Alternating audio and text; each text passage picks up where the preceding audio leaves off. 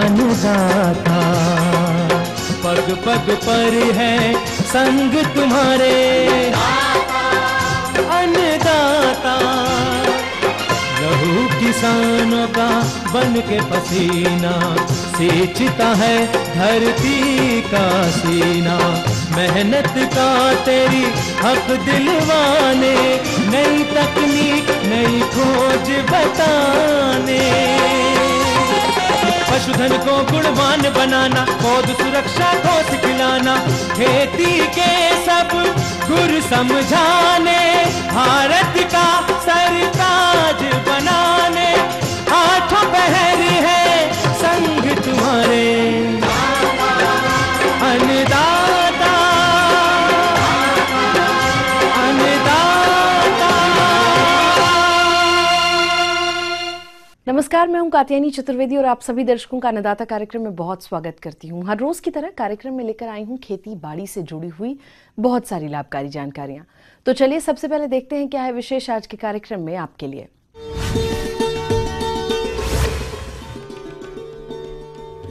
आलू की फसल में लगने वाले रोग और उनकी रोकथाम,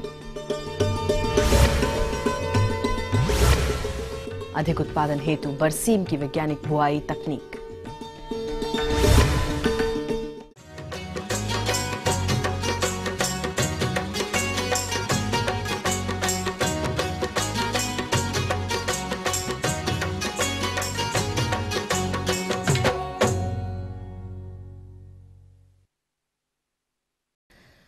हमारे प्रदेश के जिन किसान भाइयों ने सितंबर माह के अंत में अक्टूबर माह के पहले सप्ताह में आलू की बुआई कर दी थी, उनकी फसल अभी बढ़वार की अवस्था पर है। लेकिन इस समय मौसम में हो रहे बदलाव के कारण फसल पर कुछ रोगों का प्रकोप हो रहा है, जिनमें अगेती झुलसा रोग प्रमुख है। इस रोग के कारण पौधों की बढ़वार तो बाधित होती ही है, साथ ही समय पर रोकथाम नहीं करने पर पूरी फसल बर्बाद हो जाती है। इसलिए इस रोग की रोकथाम के लिए आप कौन कौन से उपायों को अपनाएं, आइए जानते हैं। आज के मौसम में, रबी मौसम में, जो किसान भाई आप अगर आलू की खेती अपने खेत में आलू फसल लगाए हैं, आपके फसल में कुछ बीमारियां भी होंगी। तो आलू जो खरीफ फसल है उसमें मुख्य रूप से 3-4 बीमारियां यहाँ झारखंड में देखने को मिली हैं। तो इसमें एक अगात झुलसा है, जिसको कि अंग्रेजी में अर्ली ब्लाइट कहा जाता है। प्रदेश में जिन किसान भाइयों ने आलू की फसल लगा रखी है, उनकी फसल में मौसम में बदलाव के कारण अभी अगेती झुलसा रोग प्रकोप अधिक हो सकता है। तो किसान भाई इस रोग को कैसे पहचाने, आइए जानते हैं। ये एक फफूंद के द्वारा होता है। अल्टरनेरिया सोलिनी नामक एक फफूंद है जिसके द्वारा होता है। और इस रोग के लक्षण क्या है कि देखा जाएगा कि इसमें एक धब्बा बनता है, और धब्बा को जब गौर से देखा जाएगा तो उसमें एक कंसेंट्रिक रिंग के लक्षण दिखाई देते हैं। तो उसमें देखा जाए कि वो धब्बा जो होता है उसमें वो जोन टाइप बना होता है, घेरा लिए होता है, और इससे आप पहचान पाएँ कि ये अगात अंगमारी है या अगात झुलसा रोग है। किसान भाइयों, अगेती झुलसा रोग को पहचानने के बाद आप इसका नियंत्रण कैसे करें ताकि ये रोग पूरे खेत में नहीं फैले, आइए जानते हैं। ये अमूमन आपको जब थोड़ा सा गर्माहट जाड़े का महसूस होती है उस समय में देखने को मिलती है। लक्षण जब आप पहचान गए तो अब इसका निदान क्या है किसान भाई कि इंडोफिल M45 एक दवा है। इंडोफिल M45 2.5 ग्राम दवा 1 लीटर पानी में अगर आप घोल बना करके इसका छिड़काव करते हैं रोग के लक्षण देखने के उपरांत, और दूसरा छिड़काव 2 सप्ताह बाद इसी दवा से दोहराते हैं, तो इस रोग से किसान भाई आपके फसल सुरक्षित रह जाएंगे। एक दूसरी बीमारी है जो कि हम जिससे कहते हैं पिछात झुलसा रोग या लेट ब्लाइट ऑफ पोटैटो। तो पिछात झुलसा रोग जो है वो आपको जब दिसंबर के अंत में या जनवरी के शुरुआत में देखिएगा कि तापक्रम जो है मौसम का कम रहता है और बादल छाए हुए रहते हैं, और देखिएगा कि 24 घंटा पहले अगर बूंदाबांदी हो जाए, जिसको कि हम ड्रिजलिंग कहते हैं, तो ये अवस्था अगर है तो किसान है बहुत सतर्क रहने की ज़रूरत है, क्योंकि पिछात झुलसा रोग जो है बहुत तेज़ी से फैलता है। किसान भाइयों, मौसम बदलाव के चलते इस फसल में आगामी समय में भी पिछेती झुलसा रोग प्रकोप होता है, जिसका समय रहते नियंत्रण नहीं करने पर पूरी फसल नष्ट हो जाती है। इसलिए इस रोग की समय रहते पहचान कर नियंत्रण करना बहुत जरूरी है। तो पिछेती झुलसा रोग के लक्षण क्या हैं और इसकी रोकथाम कैसे करनी है, आइए जानते हैं। तो इस अवस्था में किसान भाई आपको क्या करने चाहिए कि ये जैसे ही इस तरह की अवस्था देखती है तो अपनी फसल को बचाव के लिए एक दवा है रीडोमिल एमजेड। रीडोमिल एमजेड 1.5 ग्राम दवा 1 लीटर पानी में घोल बना करके जैसे ही लक्षण दिखे उसका छिड़काव कर देने से आपके फसल सुरक्षित रहेंगे और इसमें 1 सप्ताह बाद पुनः इसका छिड़काव कर देना चाहिए। होता क्या है कि ये अगर आप दूसरा ये है कि फसल जब आपके खेत में है तो किसान भाई कोशिश करें कि अपने फसल की निगरानी प्रत्येक दिन करें और पौधे को गौर से देखें। पौधे को गौर से देखने के उपरांत आपको ये पता चल जाएंगे कि आपके फसल स्वस्थ हैं या कुछ उसमें विकार आए हैं। समय रहते अगर इसकी देखभाल सुनिश्चित की जाए और जो विशेषज्ञ द्वारा बताई गई दवा है उसको अगर प्रयोग में लाया जाए तो आप अपने फसल को सुरक्षित भी रख पाएंगे और खुशहाल भी रख पाएंगे और मुनाफा भी कमा पाएंगे। धन्यवाद। तो ये थी कुछ उपयोगी जानकारियां। अब एक छोटे से ब्रेक के लिए यहाँ रुकेंगे, जल्द लौटेंगे और कार्यक्रम में आगे हैं महत्वपूर्ण जानकारियां। बने रहिए हमारे साथ।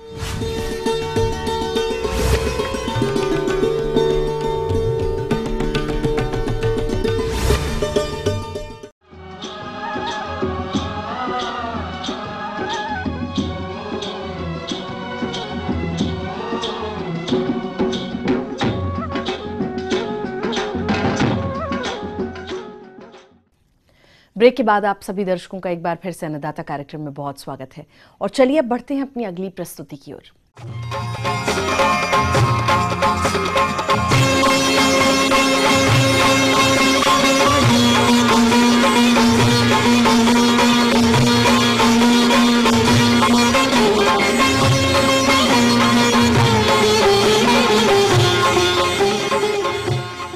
हमारे राज्य में लघु और सीमांत किसानों की संख्या सबसे अधिक है, जो कि कृषि के साथ साथ दुधारू पशुओं का पालन करते हैं। और हम जानते हैं कि इन दुधारू पशुओं से अधिक दूध उत्पादन तभी लिया जा सकता है जब इनके आहार में पौष्टिक हरे चारे का समावेश किया जाए। और जैसा कि अभी हरे चारे वाली फसलों में बरसीम की बुआई के लिए उचित समय चल रहा है, तो जो किसान भाई इसकी खेती करना चाहते हैं वो अधिक हरा चारा प्राप्त करने के लिए बरसीम की कौन कौन सी उन्नत किस्मों का चयन करें, साथ ही इसकी बुआई करते समय किन किन बातों का खास ख्याल रखें। इस बारे में जानकारी के लिए मिलते हैं कृषि अनुसंधान केंद्र जिला पटना के कृषि वैज्ञानिक डॉक्टर आर.के. सिन्हा से। इसमें उच्च कोटि के प्रोटीन पाया जाता है। पशु इसे बहुत ही चाव से खाते हैं। पशुओं में दूध की मात्रा बढ़ जाती है, उनके स्वास्थ्य अच्छा रहता है, तो इसकी आप खेती कर सकते हैं। इसकी खेती के लिए अगर दोमट मिट्टी है उसमें बहुत अच्छा होता है। उसमें एक गहरी जुताई करें, इसके बाद कल्टीवेटर से जुताई करके और क्यारी बना लें और क्यारियों में इसकी आप रोपाई कर सकते हैं। बरसीम की खेती के लिए आपको खाद उर्वरक के रूप में अगर सड़ी हुई 150 क्विंटल गोबर की खाद मिल जाती है, इसके बाद नाइट्रोजन 20 किलोग्राम, फास्फोरस 60 किलोग्राम और पोटास 30 किलोग्राम अंतिम जुताई के समय आप खेत में अच्छी तरह से मिला लें। इसको लगाने का जो उचित समय है वो 15 अक्टूबर से लेकर के और आप नवंबर की प्रथम सप्ताह तक इसे पूर्ण कर लें। आपको 25 से 28 केजी बीज प्रति हेक्टेयर आवश्यकता पड़ेगी। बरसीम लगाने के जो उन्नत प्रभेद हैं उसमें बुआई से पहले उन्नत किस्मों का चयन जरूरी होता है। किस्मों का चयन जलवायु एवं क्षेत्रानुसार तथा उपज को ध्यान में रखकर किया जाना चाहिए। तो बरसीम की उन्नत किस्में कौन कौन सी हैं, आइए जानते हैं। वर्धमान है, बुलंद बरसीम है, BL बरसीम 10 है, BL 22 है और JB 1। ये बहुत ही अच्छा किस्म है, इसको आप लगा सकते हैं। किसान बंधु यहाँ ध्यान देंगे, जब आप बरसीम की बीज लगा रहे हों तो लगाने से पहले बरसीम के बीज को राइजोबियम कल्चर से उपचारित करना बहुत ही आवश्यक होता है। इसे आप उपचारित करने के लिए किसान भाइयों, बरसीम के बीज में प्रायः कासनी नामक खरपतवार का बीज मिला होता है, अतः बरसीम के बीज में से इस अवांछित बीज को निकालने के लिए बीज को 5% नमक के घोल में डालकर कुछ समय के लिए रखते हैं। कासनी का बीज हल्का होने के कारण घोल के ऊपर तैरने लगता है। फिर इनको अलग कर लें। बीज को 2.5 ग्राम थीरम या 2 ग्राम कैप्टॉन या 2 ग्राम कार्बेंडाजिम से प्रति किलोग्राम बीज को उपचारित कर लें। इसके पश्चात 250 ग्राम बरसीम कल्चर से 10 किलोग्राम बीज को उपचारित करना होता है। इसके बाद ही आप बीज की बुआई करें। उसमें अच्छी तरह से मिला करके और इसे छाया में सुखा ले। सुखाने के बाद आप इसका बुआई करेंगे तो बहुत ही अच्छा पौधा होगा। अगर राइजोबियम कल्चर से उपचारित करने की सुविधा आपके पास नहीं हो तो आप जिस खेत में बरसीम लगाए हों उस खेत की 15 से 20 सेंटीमीटर मिट्टी को लेकर के आप डाल सकते हैं। इससे भी आपकी जो है बरसीम उस दूसरे खेत में अच्छी तरह से हो जाएगी। बरसीम लगाने के 50 से 60 दिन बाद किसान बंधु को पहली कटाई करनी चाहिए। इसके बाद आप जो है 20 से 25 दिन के अंतराल पर कटाई करते रहें। मार्च के बाद मार्च में आप जो है कटाई बंद कर दें। इस तरह से अगर आप पूरे कटाई करने के बाद आपको 700 से 800 क्विंटल हरा चारा प्राप्त होगा और साथ ही साथ 3 से 4 क्विंटल बरसीम का बीज प्राप्त हो जाएगा। इस तरह से आप सफलतापूर्वक बरसीम की खेती कर सकते हैं। आगे और भी कुछ रोचक जानकारियां हैं। यहाँ एक छोटे से ब्रेक के लिए रुकेंगे, जल्द होंगे हाजिर।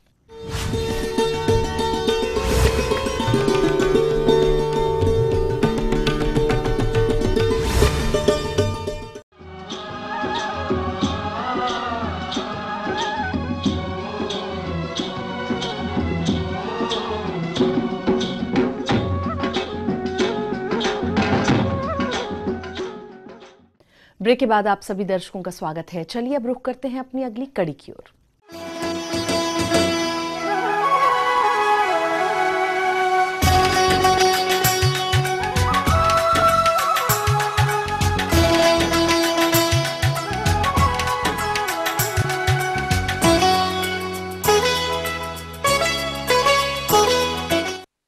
मेथी मसालों की एक बहुत ही महत्वपूर्ण फसल है जिसकी खेती इस समय बहुत से किसान भाई करते हैं।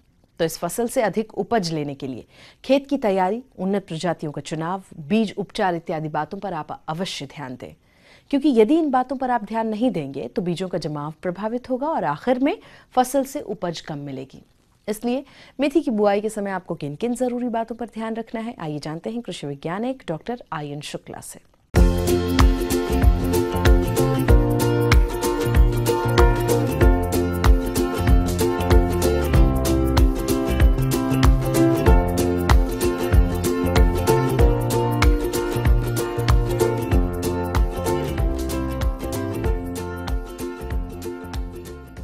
जैसा कि हम सभी जानते हैं, मेथी प्रायः 2 प्रकार की होती है।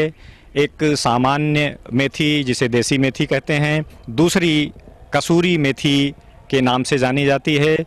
दोनों तरह की मेथी प्रायः पूरे प्रदेश अथवा मैदानी भागों में पूरे देश में उगाई जा सकती है। कसूरी मेथी ज़्यादातर पहाड़ों पर अथवा ठंड मौसम वाले स्थानों पर ज़्यादा होती है। अब अगर हम बात करते हैं बुआई के समय की, तो वर्तमान समय में इसके बुआई का समय भी चल रहा है और इसके लिए अक्टूबर से नवंबर का जो माह बुआई के लिए सर्वोत्तम होता है। प्रायः सभी प्रकार की दोमट अथवा मटियार इसके लिए सर्वोत्तम पाई गई है। इसके लिए खेत की तैयारी की बात है तो प्रायः किसानों को पहली जुताई मिट्टी पलट हल से करने के उपरांत 3-4 जुताई कल्टीवेटर से अवश्य कर देना चाहिए। इस प्रकार से खेत में भुरभुरापन हो जाने से इसकी बुआई में लाइन बनाने में बहुत आसानी रहती है। कोशिश करनी चाहिए, प्रयास यही होना चाहिए कि हम बुआई लाइनों में करें। अब हम बात करते हैं प्रजातियों की। प्रजातियों में प्रायः ये देखा गया है कि किसान भाई अच्छी संस्थान से अगर बीज नहीं खरीदते हैं तो उनके जमाव में समस्याएं आती हैं। इस प्रकार प्रयास करना चाहिए कि वो रजिस्टर्ड संस्थान अथवा सरकारी संस्थाओं से बीज को प्राप्त करें। प्रजातियों में प्रमुख रूप से आज़ाद मेथी वन, पूसा कस्तूरी, प्रभा, चंपा, राजेंद्र क्रांति आदि कई ऐसी प्रजातियां हैं जिनका बीज आसानी से प्राप्त हो सकता है। अब हम बात करते हैं बीज दर की। प्रायः देखा गया है कि इसमें बुआई के समय के अनुसार बीज की मात्रा घटती या बढ़ती रहती है। अगर हम पत्तियों के लिए, हरी सब्जी के लिए अगर हम फसल उगा रहे हैं तो उसके लिए 25 से 30 किलोग्राम बीज प्रति हेक्टेयर की दर से आवश्यक होता है। अगर हम बीज उत्पादन के लिए मेथी का उत्पादन कर रहे हैं तो उसके लिए 20 से 25 किलोग्राम बीज प्रति हेक्टेयर की दर से ही पर्याप्त होता है। इसमें बुआई से पहले किसान भाइयों को ध्यान देना चाहिए कि वो अपने बीज को उपचारित करने के उपरांत ही बुआई करें। इसके लिए 2 ग्राम बविस्टीन अथवा 2 ग्राम कैप्टान अथवा 2 ग्राम थीरम प्रति किलोग्राम बीज दर से शोधन पर्याप्त होता है। जहां तक खाद एवं उर्वरकों की बात करते हैं, किसान भाइयों को ये जरूर ध्यान देना चाहिए कि जीवांश युक्त खादों का प्रयोग अपनी फसल में अवश्य करें, जिससे पत्तियों की गुणवत्ता, उनकी जो हरापन होता है या उनमें जो स्वस्थ एवं गुणवत्ता की जो बात करते हैं वो बहुत अच्छी होती है। तथा इसमें मिट्टी परीक्षण के उपरांत ये ध्यान देना चाहिए कि हमारे खेत में कौन कौन से पोषक तत्व उपलब्ध हैं। सामान्य दशा में जिन रासायनिक उर्वरकों का हम प्रयोग करते हैं उनमें नत्रजन, फास्फोरस तथा पोटास इस्तेमाल करते हैं, जिसे हम बुआई से पहले अपने खेत में मिला देते हैं। किसान भाइयों, अब बात आती है बुवाई विधि की। तो आप इसकी बुवाई पंक्तियों में सीड ड्रिल के द्वारा करें। इसमें पंक्ति से पंक्ति की दूरी 30 सेंटीमीटर और पौधे से पौधे की दूरी 10 सेंटीमीटर रखते हैं। इसके अलावा खरपतवार प्रबंधन हेतु अब बुआई से पूर्व पेडीमेथिलीन 30 EC दवा की 3.3 लीटर मात्रा को 600 से 800 लीटर पानी में घोलकर प्रति हेक्टेयर की दर से छिड़काव कर दें। लेकिन छिड़काव के समय खेत में पर्याप्त नमी होनी चाहिए। किसान भाइयों, हमारी बताई गई विधियों से खेती करने से किसान भाइयों को बहुत अच्छा लाभ होता है तथा बहुत अच्छा उत्पादन होता है।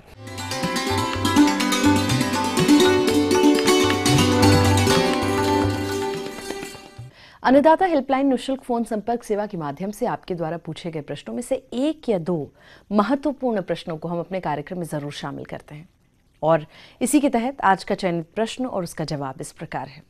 अन्नदाता निःशुल्क फोन संपर्क सेवा के माध्यम से पूछे गए प्रश्नों में से कार्यक्रम में आज जो प्रश्न हमने शामिल किया है उसे पूछा है खैरा जिला धनबाद से राजकुमार जी ने। यह मुर्गियों में होने वाले रोगों की रोकथाम पर जानकारी चाहते हैं। तो राजकुमार जी, आपकी जानकारी के लिए देखिए कार्यक्रम का यह अंश।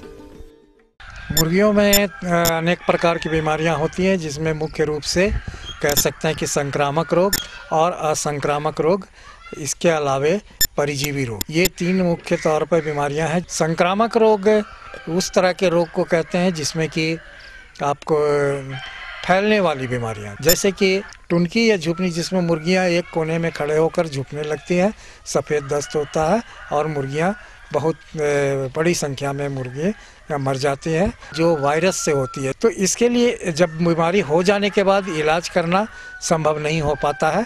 जैसे कि आपको हमने कहा कि टुनकी या झुपनी, जिसे कि हम रानीखेत बीमारी कहते हैं, तो रानीखेत बीमारी का पहला टीका आप जब आपका चूजा 3 से 7 दिनों के अंदर में आप इसे 1 बूंद नाक में दे दें। दूसरा टीका 14 दिनों पर आप दें, जिसे गम्बोरो बीमारी कहते हैं या IBD कहा जाता है।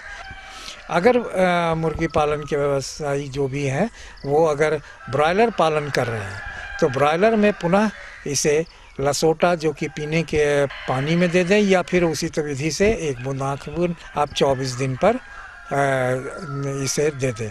इसके अलावे अगर मुर्गी पालक भाई अंडा देने के लिए मुर्गी रखे हुए हैं या वो देसी मुर्गी भी रखे हुए हैं तो उनमें आप देखते होंगे चेचक का लक्षण आ जाता है, जैसे कि चोंच पर, कलगी के ऊपर में, आँख के पास आप देखेंगे चेचक जैसा जख्म हो गया है। तो आप इससे बचाव के लिए 6 सप्ताह पर फाउल पॉक्स बीमारी का टीका लगा दें।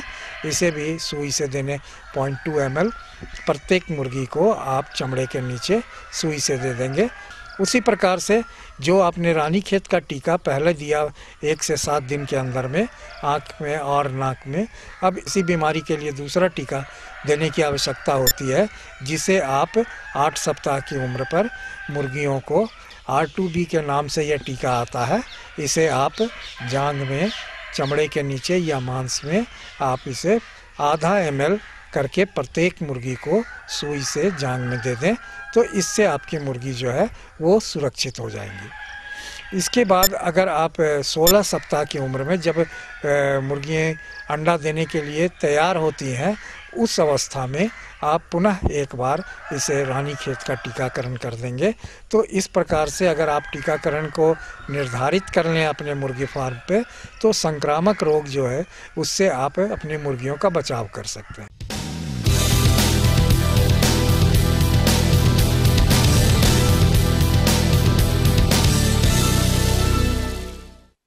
तो राज्य की विभिन्न मंडियों में कृषि उत्पादों की चढ़ते उतरते बाजार भाव की संक्षिप्त जानकारी इस प्रकार है।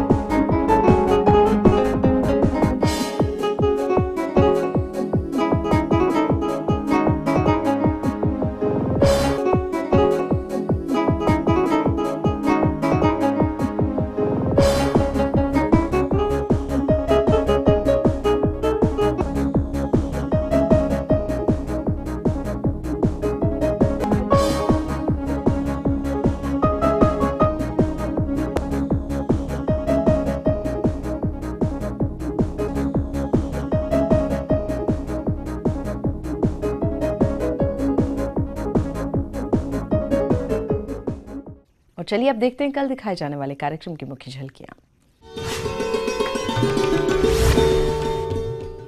मटर की फसल में लगने वाले रोगों की रोकथाम पर जानकारी।